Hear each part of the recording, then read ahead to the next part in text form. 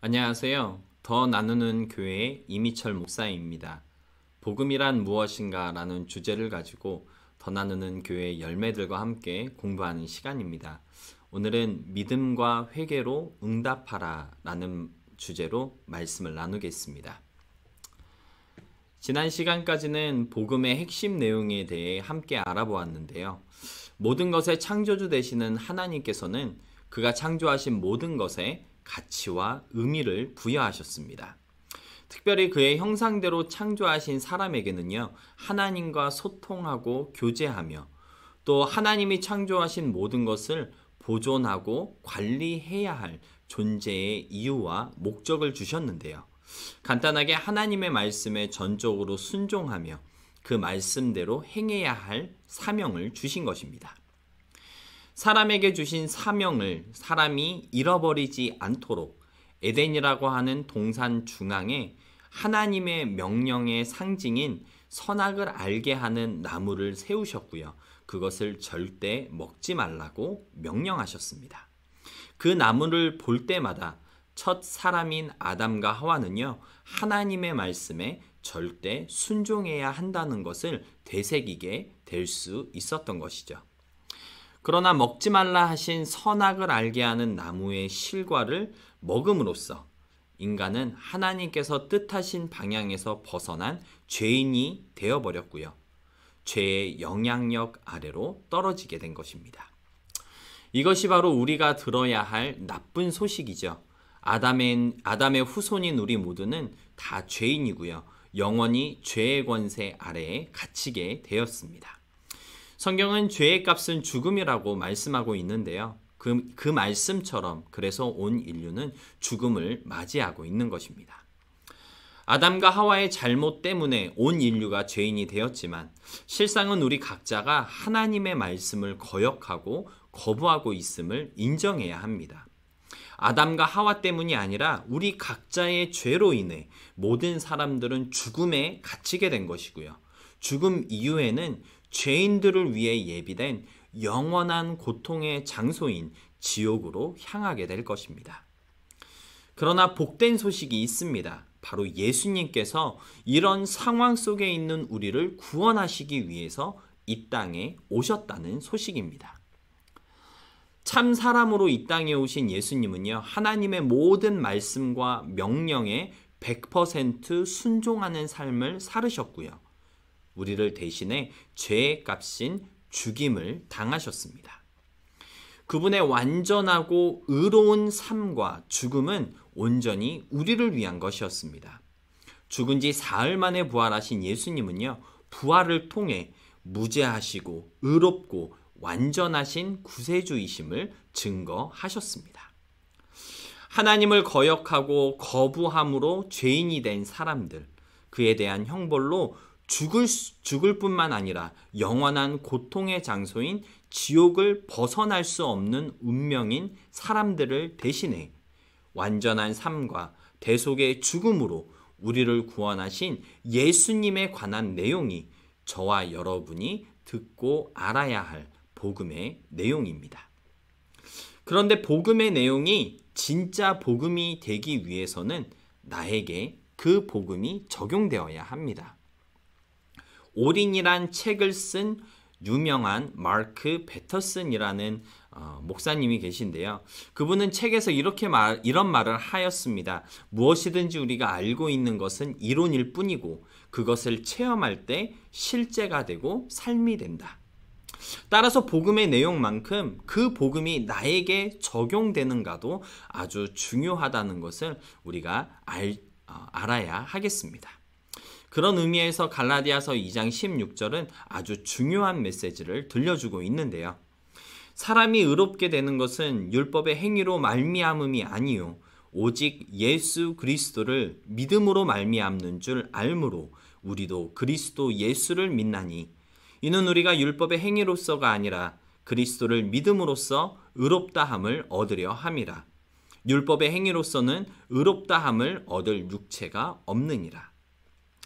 하나님 앞에 죄인이 아닌 의로운 사람으로 설 수 있는 유일한 길이 무엇일까요? 바로 예수 그리스도를 믿는 것뿐이라고 사도 바울은 증거하고 있는 것입니다. 우리의 어떤 모습이나 행위로서는 절대 의로워질 수 없고요. 다만 그리스도 예수를 믿음으로만 가능합니다. 그래서 그리스도인이란 우리를 죄에서 구원하시고 죄에서 돌이키시는 예수님을 전적으로 믿고 의지하는 사람들이라고 표현할 수 있을 것입니다. 그렇다면 믿음이란 무엇일까요? 아니, 좀 더 정확하게 구원에 이르는 믿음이란 무엇일까요? 성경적인 관점에서 구원에 이르는 믿음은요, 예수님의 약속을 의지하는 것입니다. 예수님은 우리가 마지막 심판 때에 하나님 앞에 서서 우리의 삶과 마음의 상태에 따라 정죄받지 않고 예수님으로 인해 그 심판에서 의롭다고 판결받게 될 것을 약속하셨습니다.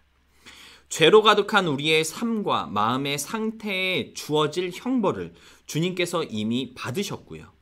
주님이 이미 얻으신 완전한 의로움의 판결이 우리에게 전달되게 하심으로써 죄의 판결이 아니라 의의 판결을 받도록 하실 예수님의 약속을 의지하는 것이 바로 믿음입니다. 그래서 성경은 오직 믿음으로만 의롭게 되고 구원받게 된다고 강조하고 있는 것인데요. 하나님 앞에서 우리를 의롭게 만들어줄 수 있는 것은 아무것도 없기 때문입니다. 그 어떤 방법으로도 다른 어떤 사람으로도 결코 의롭게 될 수 없고요. 우리 스스로의 행위로는 더더욱 불가능합니다. 오직 예수님을 믿고 의지하는 방법밖에 없음을 우리는 알아야 합니다.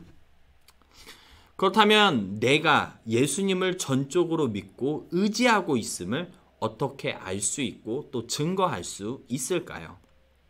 교재는요, 회개를 통해 알 수 있다고 말하고 있습니다. 믿음과 회개는요, 동전의 양면과 같습니다.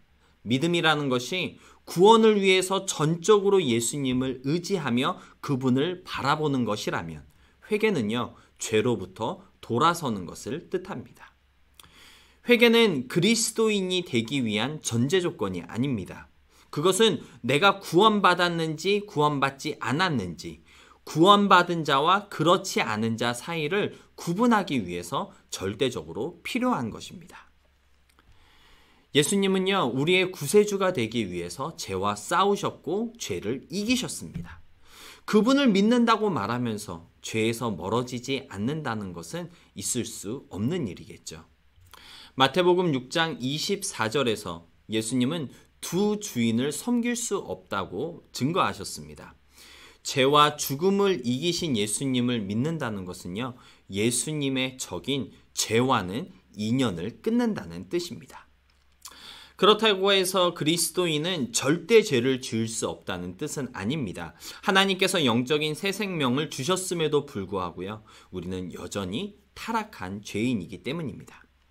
하지만 죄와 평화롭게 공존할 수 있다는 뜻도 아닙니다. 중생한 사람들은 죄와의 싸움을 선포한 사람들이고요. 하나님의 능력으로 인해 그 죄와 평생 싸울 것을 다짐한 사람들입니다.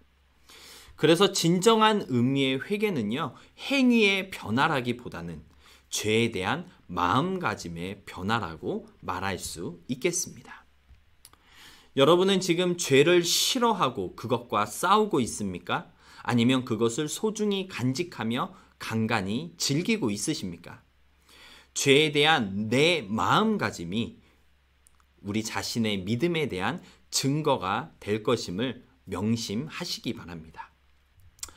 회개에 대한 확실한 증거는 삶 가운데 열매로 나타납니다. 예수님이 주신 새 생명은요, 우리의 삶을 변화시키기 때문이죠. 빠르고 즉시로 변화되지 않을 수도 있고요. 그 변화가 견고하게 지속되지 않을 수도 있습니다. 그러나 변화는 일어날 것이고요. 열매 맺기 시작할 것입니다. 그 열매라는 것은 바로 예수님을 닮아가는 것이죠. 예수님의 모습으로 살아가게 될 것이고요. 예수님이 살아가셨을 것 같은 모습으로 살아가는 것입니다. 그러한 삶의 모습을, 그러한 삶의 열매를 갈라디아서 5장 22절로 23절은 9가지로 표현하고 있는 것입니다. 요한계시록 20장 11절 이하의 말씀을 보면요. 마지막 때에 모든 사람들이 결코 피할 수 없는 마지막 심판의 때가 있습니다. 그때 무엇으로 어떻게 나의 의로움을 하나님께 증명할 수 있을까요? 의로운 삶을 살았다는 증거를 주님 앞에 제시할 수 있을까요? 예수님만을 믿고 의지하는 사람들은요, 예수님만 의지하여 그 앞에 설 것입니다.